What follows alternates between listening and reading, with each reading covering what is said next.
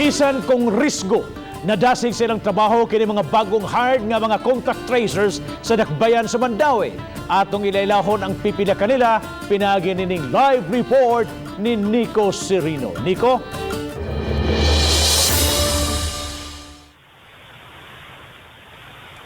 Yes, Bob, gisugda na kining sub-sub nga training ug orientation sa bagong na-hire nga mga contact tracers sa dakbayan sa Mandawi. Gipadayon karon ang training ug orientation sa mga contact tracers sa dakbayan. Sa sesyon karong adlaw gihiusa ang batch sa bagong na-hire nga mga city-funded tracers sa mga barangay workers. Sa taga-barangay, refresher kini sa ilang nakatunan aron mas epektibo sa ilang tahas. Samtang ang mga newly hired tracers gi-orient unsa ang ilang buluhaton.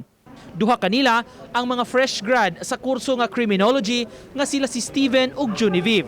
Aminado sila nga risgo ang ilang trabaho apan anda muhimo niini sa ngan sa panerbisyo. Dublihon lang gyud kuno ang pag-amping.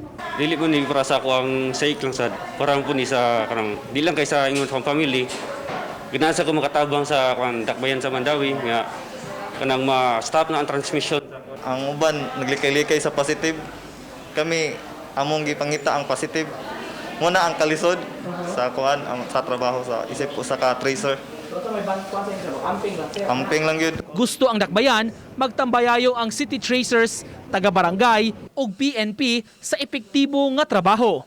Nabami ka ng surveillance skills, interview nga mapod ang gamit nga kanang mapod ang kusog nga maka-gather from information, kakamig data sa katong na positive na matrace na musla dayon. Importante kayo ang contact tracing because when you talk about really cutting or stopping the chain of transmission, gikan sa usa ka COVID patient, ato siyang pakgangon nga dili siya mutakod sa uban.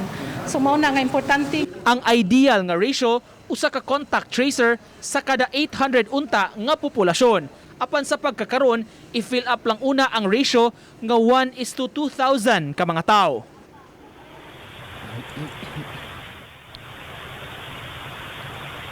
Initial pa ni nga ihapbaba sa mga contact tracers nga na-hire sa dakbayan. Nagpadayon pa ang ilang hiring process sa mga gustong mupadala sa ilang mga resume sa City Hall. Ang gipangita nila Bob kining dunay qualification o dunay medical background nga mga applicants ingon man dunay posible sab kining mga graduates sa criminology. 12,000 pesos ang gitanyag nga suhulan sa Mandawi City Hall sa mga buot mamahimong contact tracers. Bob?